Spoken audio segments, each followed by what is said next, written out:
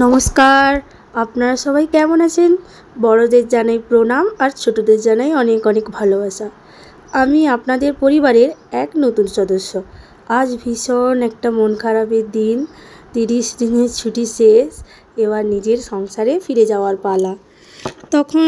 যখন বাড়ি আসি তখন কত আনন্দ নিয়ে বাড়ি আসি। তখন মনের মধ্যে একটা নতুন এক অনুভূতি। বাড়ি গিয়ে কি করব, কি খাবো, কোথায় যাব, বাড়ির লোকজনকে কি করে খাওয়াবো।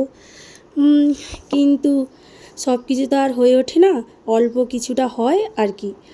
আমার বাড়ি গঙ্গাসাগরে। নদী পেরিয়ে ট্রেন ধরে শিয়ালদা এলাম। সেখান থেকে আমরা 1:20-তে হামসাফার এক্সপ্রেস ধরে জম্মুর জন্য রওনা দিলাম। গঙ্গাসাগরে এই ভেসেলটা পেরোতে পেরোতে মনে যে কি আনন্দ হয়, কিন্তু সেই পরিস্থিতিতে মনে ততটা একটা আনন্দ হচ্ছিল না, কারণ পরিবার পরিজন আত্মীয় স্বজন সবাইকে ছেড়ে রেখে দূর দেশে পাড়ি দিচ্ছি।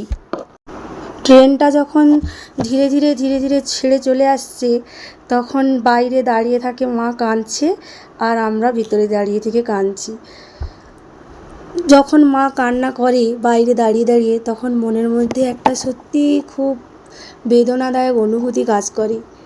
তখন মনে হয় মাকে ছেড়ে কোথাও যেতে ইচ্ছেই হয় না, কিন্তু কিছু তো করার নেই।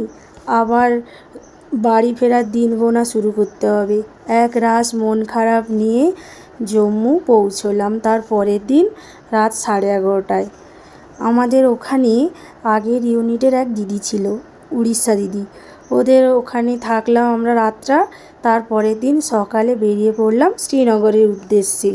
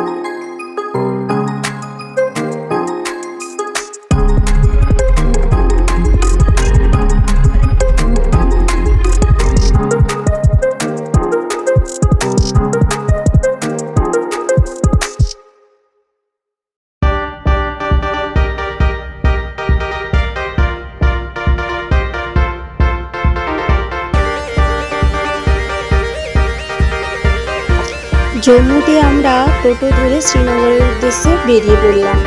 দিদিরা অনেক রিকোয়েস্ট করেছিল, কিন্তু আমরা থাকলাম না, কারণ তখন মনের মধ্যে একটা ভয় কাজ করছিল কোয়ার্টার সাফসাফাই করা নিয়ে। আসলে হয়েছে কি, আমরা যখন কোয়ার্টারে এসেছিলাম তখন কালার হয়নি, তারপর আজ হবে কাল হবে করতে করতে এতদিন লাগিয়ে দিয়েছি। আমরা যখন বাড়ি গেছিলাম তখন ফোন এসেছিলো যে কোয়ার্টার কালার করার জন্য। আমাদের উপরে একজন বাঙালি দিদি থাকে, ওনার কাছে চাবি দিয়ে গেছিলাম। লোকরা এসে আমাদের কোয়ার্টারটা কালার করে গেছে। আর জানোই তো কোয়ার্টার কালার হলে কত কাজ, আর একেই ছিলাম না, তারপরে কালারগুলো সব নিচে পড়ে বসে গেছে। কোয়ার্টারে এসে হাল দেখে মনে এত কষ্ট হচ্ছিল যে এতটা রাস্তা সফর করে এসেও আমাদের মানে এত সাফাই দেখেই যেন মনের মধ্যে ভয় কাজ করছিল। কিন্তু কি আর করবো, যতই ভয় হোক আর যতই কষ্ট হোক আর যতই দূর থেকে আসি না কেন, সাফ তো করতেই হবে, কারণ আমরাই এখানে থাকবো। দিয়ে সাফাইয়ের অভিযানে লেগে পড়লাম আমরা। শ্রীনগর থেকে আস্তে আস্তে রাস্তায় এত জ্যাম হলো, কারণ অমরনাথ যাত্রা ওই দিনই স্টার্ট হয়েছে। এক জায়গায় গাড়ি দাঁড়িয়ে যাচ্ছে 1.5 ঘন্টার উপরে, একটা জায়গায় দাঁড়িয়েই আছি। আর এত গরম মানে কি বলা যায়।